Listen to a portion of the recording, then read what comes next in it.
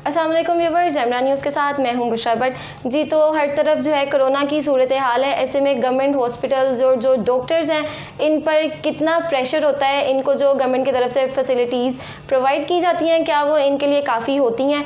ये सब बातें करने के लिए हमारे साथ patron in chief doctor Suleman Haseeb साहब मौजूद हैं। इनसे अब ये भी जानेंगे कि जो यंग डॉक्टर्स होते हैं उनके क्या क्या मसाइल होते हैं। अस्सलाम वालेकुम सर, कैसे हैं आप? मैं ठीक ठाक हूँ, आप कैसी हैं? ठीक ठाक जी अल्हम्दुलिल्लाह।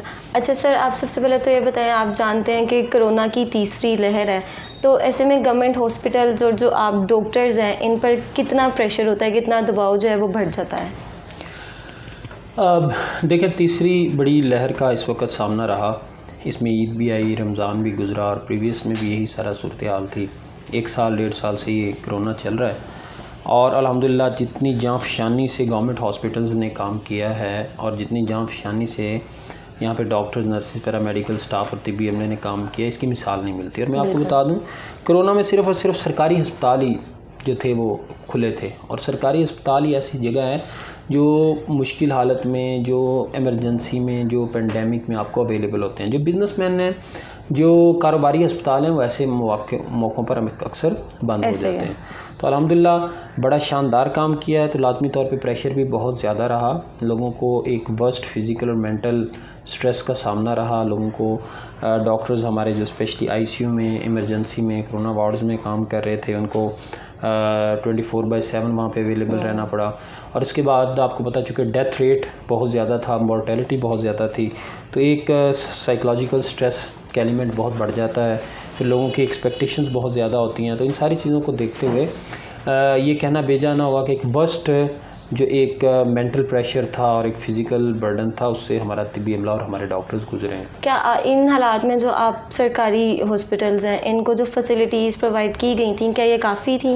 देखें, जब तो पहले कोविड आई तो ये तो बिल्कुल ही नहीं थी। इवन जो प्रोटेक्टिव गियर्स हैं, जो पीपीईज़ थी, वो भी नहीं थी। तो हमें उसके लिए फ़ंड्स भी इकट्ठा करने पड़े, एहतजाज पे भी जाना पड़ा, प्रोटेस्ट भी करने पड़े, धरना, हंगर स्ट्राइक तक जाना पड़ा।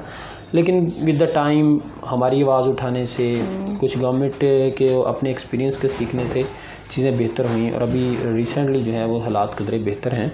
और इस वक्त सूरत हाल ये है कि वैक्सीन भी मिल रही है somehow to the health professionals, protective gears भी मिल रहा है। लेकिन ये तो अब है जब हम we have almost done with the COVID and when we started with the COVID, तो ये एक ऐसे ही था कि आपको बग़ैर तेगो तलवार लड़ना था और विदाउट आर्म्ड जो हमारे डॉक्टर, नर्सेज, पैरामेडिक्स लड़े। तो हमें उनकी कुर्बानियों को, उनकी मेहनतों को याद रखना होगा, क्योंकि उस वक्त तो नई डिज़ीज़ थी, नया वायरस था, उसके ऊपर कोई तहकीक नहीं थी, रिसर्च नहीं थी, हिफाजती सामान की कमी थी। अल्हम्दुलिल्लाह हमने उसमें भी सर्व किया।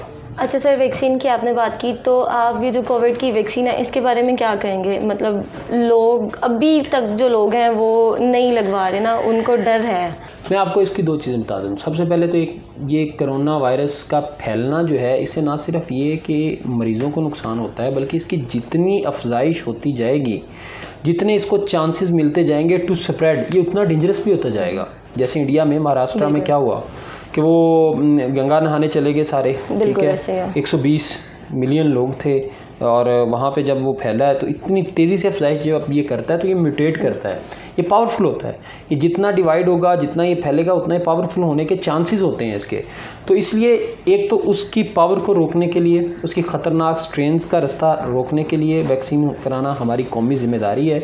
और दूसरी तरफ जो है, हम सब ने वैक्सीन करवाई हुई है। All of the doctors were the first people जिन्होंने सबसे पहले वैक्सीन करवाई। अगर वो ख़तरे की चीज़ होती तो हम नहीं करवाते। और फिर आपको पता है कि अच्छी बात है कि वो उन्होंने ट्रेंड भी बड़ा चला कि लोगों ने अपनी वैक्सीन वाली फ़ोटोज़ भी सोशल मीडिया पे लगाई हैं। तो पीपल मस्ट लर्न कि अगर डॉक्टर्स लगा रहे हैं, अगर डॉक्टर्स अपनी फैमिलीज़ को लगा रहे हैं तो कोई ख़तरे की बात नहीं है। क्या हम कोरोना पर काबू पा सकते हैं? कोरोना में काबू पाना जो है, अगर आप ये चाह रही हैं कि हम you are talking about eliminating the disease, बीमारी ख़त्म कर देना, वो शायद अभी मुमकिन ना हो। लेकिन with better precautions we can learn to live with corona, number 1। Number 2, अगर वैक्सीनेशन लोग इफ़ेक्टिवली करवा लें, अगर जो एहतियाती तदाबीर हैं उसके ऊपर अमल करें, तो आप देख लें कि अभी 3rd वेव कितनी डिप कर गई है, बहुत नीचे चले गए हैं पेशेंट्स अल्हम्दुलिल्लाह, तो नंबर ऑफ़ द पेशेंट्स।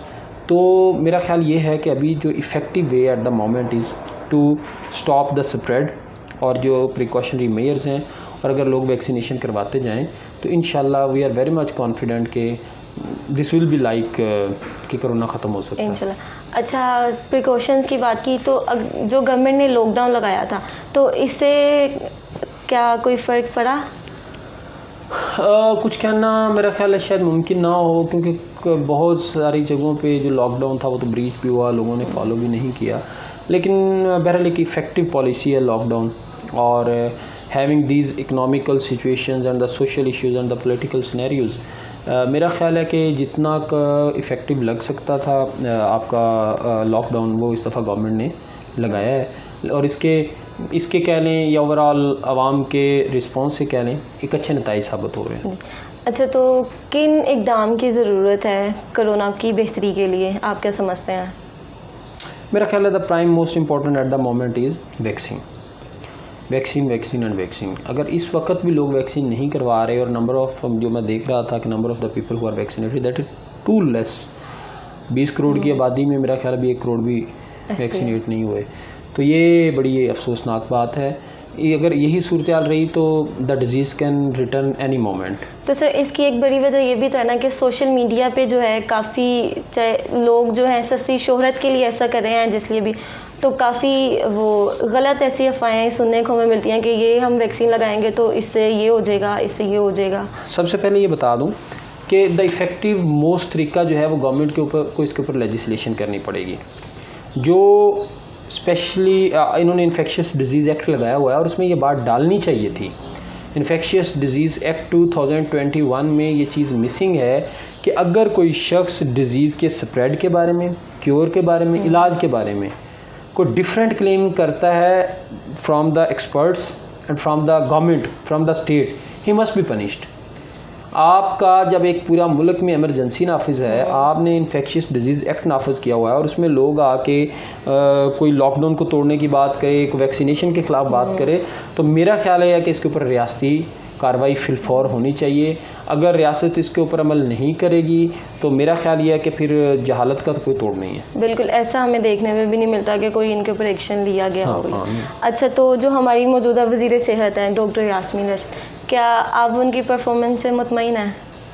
देखें, मैडम यास्मीन राशिद को जिस तरह के चैलेंजेस रहे हैं उसमें सबसे पहले तो ये है कि she could not win the confidence of the health professional.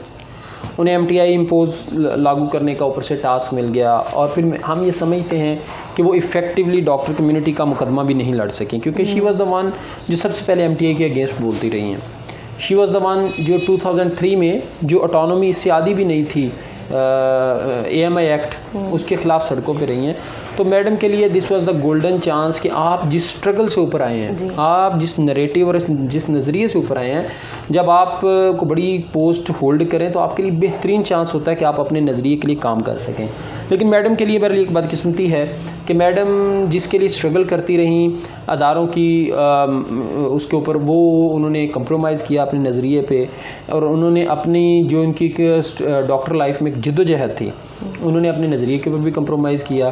तो हम ये समझते हैं कि मैडम उस तरह से जो है डॉक्टर कम्युनिटी के और हेल्थ प्रोफेशनल्स में उस तरह मकबूल बिल्कुल नहीं हुई, बल्कि बुरी तरफ जो है इस वक्त उनका जो पॉपुलैरिटी ग्राफ है वो मेरा ख्याल है कि worst ever in the history है। ओके, आप क्या समझते हैं सर कि जो यंग डॉक्टर्स आ रहे हैं इनको किन मुश्किलात का सामना करना पड़ता है, क्या क्या चीज़ें इनको फेस करनी पड़ती हैं? अब सबसे बड़ा जो इस वक्त इशू है, जैसे वो सर्विसेज के प्रेसिडेंट बता रहे थे, तो दैट इज़ जॉबलेसनेस। जी, लोग डॉक्टर्स बेरोज़गार हैं, और डॉक्टर्स को ट्रेनिंग के मौके शदीद कम हैं, और डॉक्टर जो हमारे दूर दराज इलाकों में काम कर रहे हैं उनको सिक्योरिटी मुहैया नहीं की जा रही। दूर दराज लाहौर से 600-700 किलोमीटर दूर जो काम कर रहा है उसका सबसे बड़ा मसला ये है कि उसके लिए रहने की जगह नहीं है। फोर्ट मनरो में लोग काम कर रहे हैं, लोग बहावल नगर में काम कर रहे हैं, दूर दराज इलाकों में पाकपतन में लोग काम कर रहे हैं।